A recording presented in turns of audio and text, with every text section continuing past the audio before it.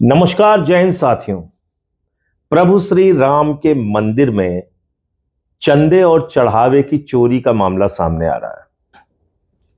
लगातार यह कहा जा रहा है कि इसमें यह भ्रष्टाचार सामने आया, वो भ्रष्टाचार सामने आया, शिलाएं चोरी हो गईं, आभूषण चोरी हो गए, दान पात्र चोरी हो गया, निर्माण में अनिल मिश्रा 40% कमीशन मांगता था। तमाम चीजें सामने आई। यहां तक कि जो कर्मचारी इस भ्रष्टाचार में लिप्त थे, उनके घरों में लिफ्ट लग गई है।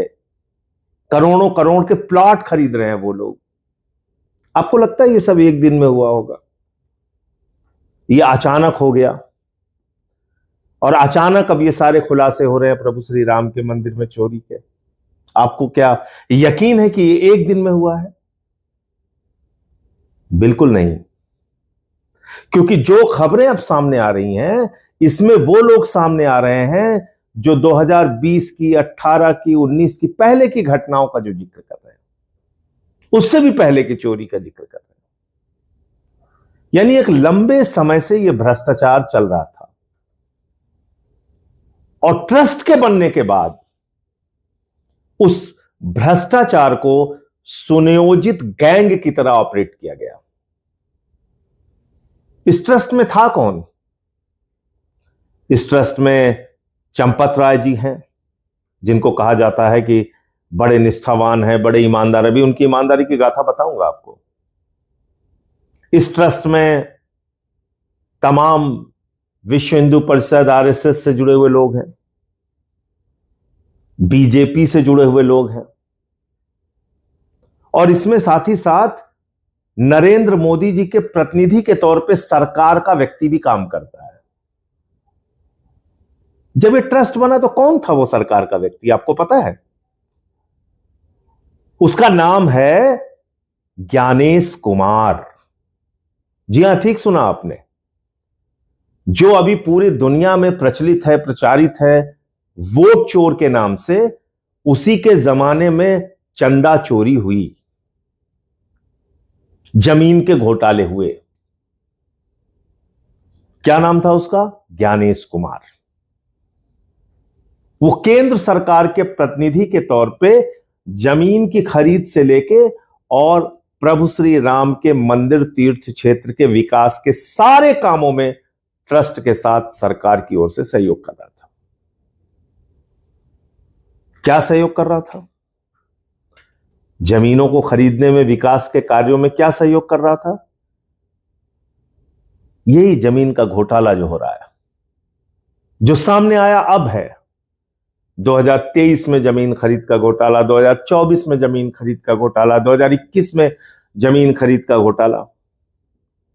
ये सारे घोटाले उस दौरान हुए, याद रखिएगा, जब ज्ञानेश कुमार चंपत राय के साथ ट्रस्ट में मेंबर था। और भी मेंबर थे उसमें, किसी का कोई लेना देना नहीं। तो क्या ज्ञानेश कुमार की जांच नहीं होनी चाहिए? जो प्रधानमंत्री नरेंद्र मोदी, ईडी पार्टी के जो मुखिया हैं, उनके प्रतिनिधि के तौर पे वो काम कर रहा था। उसके जमाने में ये सब भ्रष्टाचार की कहानियां हुई हैं। और ये जांच अब तत्काल एक चढ़ावे में चोरी की जांच तक सीमित नहीं रह गया है। ये जांच होनी चाहिए जब से ये ट्रस्ट बना तब से लेके अब तक की तमाम जो घटनाएं हैं उसकी जांच होनी चाहिए। और उससे पहले भी अगर चंदा चोरी का कोई मामला सामने आया है, आभूषण के चोरी का कोई मामला सामने आया है, शिलाओं की चोरी का कोई मामला सामने आया है, तो उसकी जांच होनी चाहिए। जब यह मामला सामने आया तो सबसे पहले इसको लेकर अखिलेश यादव जी ने ट्वीट किया कि 7 करोड़ रुपए की चढ़ावे में चोरी हो गई है। उनको गालियां दी गई। फिर और भी बहुत सारे लोग बोले, मैंने भी इस पे बोला, हम लोगों को गालियां दी गई। यहां तक कि अखिलेश यादव जी की बेटी के बारे में अभद्र टिप्पणियां की गई, जो भारतीय जनता पार्टी का, ईडी पार्टी का चलन है काम करने का। और पूरी की पूरी बीजेपी सड़कों पे आ गई कि साहब बिल्कुल कैसे इन्होंने चढ़ावे में चोरी का आरोप लगा दिया, कैसे चंदा चोरी का आरोप लगा दिया। ऐसा मालूम पड़ा कि भूचाल आ गया, अचानक कुछ हो गया।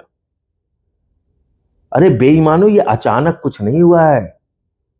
तुम लोग वास्तव में चंदा चोर हो, और बार बार मैं इस बात को कह रहा हूं कि महमूद गजनवी ने सोमनाथ का मंदिर लूटा था और भारतीय जनता पार्टी ने राम का मंदिर लूटा है। और ये बात इसलिए मैं कह रहा हूं कि मैं पहला व्यक्ति था जिसने प्रभु श्री राम के मंदिर में जमीन के नाम पर हुए घोटाले का खुलासा किया था। क्या था वो मामला, याद फिर से आपको याद दिला देता हूं। रवि पाठक, कुसुम पाठक नाम के दो लोगों से सुल्तान अंसारी ने जमीन खरीदी, और इस पूरे खरीद के मामले में ऋषिकेश उपाध्याय, जो भारतीय जनता पार्टी का मेयर था, वो शामिल था। 2 करोड़ में जमीन खरीदी जाती है। उसी तारीख में, उसी दिन में, और उसी दिन में 5 मिनट के बाद 18.5 करोड़ में ट्रस्ट के महासचिव चंपत राय जी को बेच दी जाती है। 18.5 करोड़ रुपए में। कल्पना कीजिए, 16.5 करोड़ रुपए अचानक मार दिया गया। फिर अभी मैंने एक जमीन के भ्रष्टाचार का मामला खोला, जिसमें महंत मुरलीदास से 3 करोड़ की जमीन चंपत राय 24 करोड़ में खरीदते हैं, नजूल की जमीन। फिर से यह करीब करीब 21 करोड़ के घोटाले और भ्रष्टाचार का मामला। फिर तीसरा मामला, अभी मैंने कल उसकी जानकारी दी मीडिया के मित्रों को, जिसमें 9 करोड़ की जमीन चंपत राय ने 55 करोड़ 47 लाख रुपए में खरीदी। और आपको जान के हैरानी होगी कि 117 बिस्वा जो जमीन जिस क्षेत्र में खरीदी गई है, उससे पहले, उससे महंगी, उससे बहुमूल्य जमीन 4,40,000 रुपए में किसानों से योगी जी की सरकार ने खरीदी है। लेकिन चंपत राय ने आलोक बंसल से जो जमीन खरीदी, वो खरीदी है 47 लाख रुपए बिस्वा। सरकार ने जो जमीन खरीदी किसानों से, वो खरीदी 4,40,000 रुपए बिस्वा। आप कल्पना कीजिए कितने 100%, कितने 1000% का भ्रष्टाचार हुआ है, कितनी जबरदस्त लूट हुई है। और ये सब कुछ प्रभु श्री राम के नाम पे चल रहा है। और आपको गुस्सा नहीं आता, मन में नाराजगी नहीं होती? अरे हमारे यहां तो गांव में अगर कोई मंदिर में चोरी करता हुआ पकड़ा जाता है तो उसका सामाजिक बहिष्कार हो जाता है। ये ईडी पार्टी वालों को, भ्रष्टाचारियों को, ये भारतीय जनता पार्टी के लोगों को कब तक आप पूछते रहेंगे? इनसे आप सवाल ही नहीं करते। इतना सब कुछ सामने आ गया। फिर योगी जी ने कहा हमने एसआईटी बना दी है। मोदी जी कह रहे हैं हमने एसआईटी बना दी है। निपेंद्र मिश्रा जी कह रहे हैं एसआईटी बन गई है, ताली बजाओ, उत्साह मनाओ, लड्डू बांटो, एसआईटी बन गई, एसआईटी बन गई।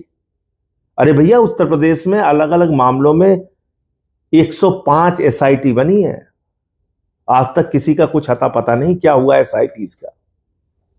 तो एसआईटी का मतलब झुनझुना है।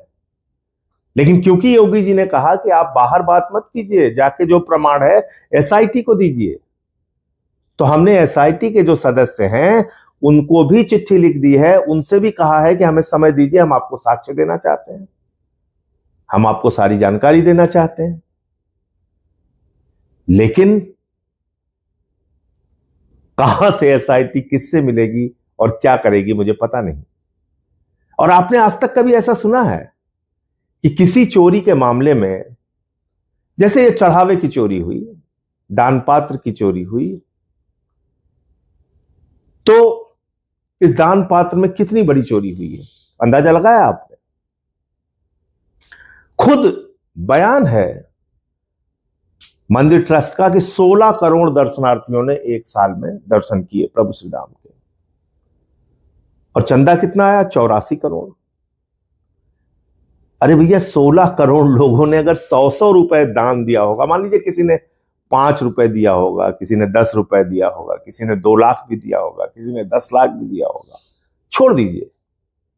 लेकिन अगर एवरेज आप मान लीजिए, औसतन मान लीजिए 100 रुपए भी एक श्रद्धालु से दान पात्र में दान आया, चढ़ावा आया, तो इसका मतलब कितना हो गया? 1600 करोड़ रुपए।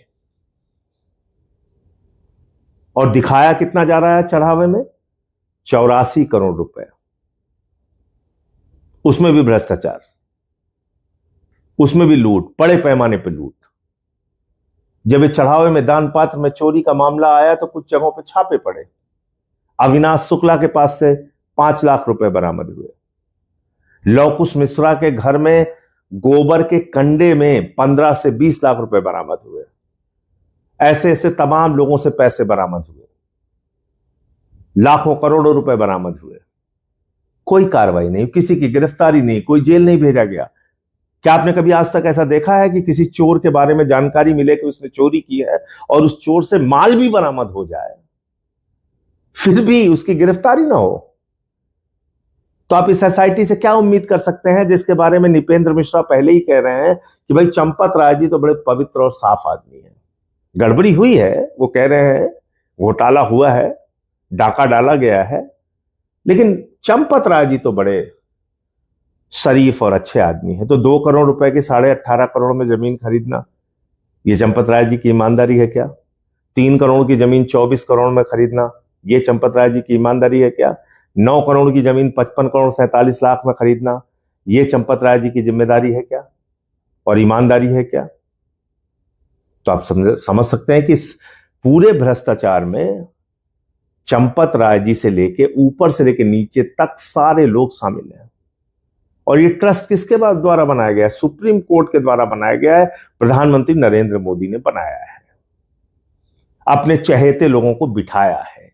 ये ईडी पार्टी को लूट का माल जा रहा है, ये आरएसएस को लूट का माल जा रहा है। मैं तो कह रहा हूं सीधे अयोध्या से नागपुर तक एक एक्सप्रेसवे बनाइए, टोल फ्री, मंदिर को लूटो और सीधे लेके जाओ आरएसएस के मुख्यालय पर, बांटो मिलके आरएसएस और बीजेपी ईडी पार्टी के लोग। मैं आप सबसे एक ही बात कहना चाहता हूं, ये करोड़ों हिंदुओं की आस्था पर चोट पहुंचाने की कार्रवाई है।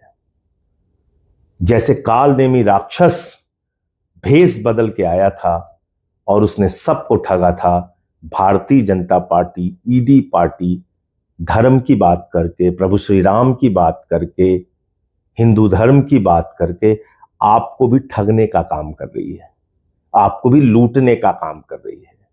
कहते हैं ना, जागो हिंदू जागो। मैं भी आपसे कह रहा हूं, जागो हिंदू जागो, अपने धर्म को बचाओ, अपने मंदिरों को बचाओ और इन बेईमानों से छुटकारा पाओ। जय हिंद।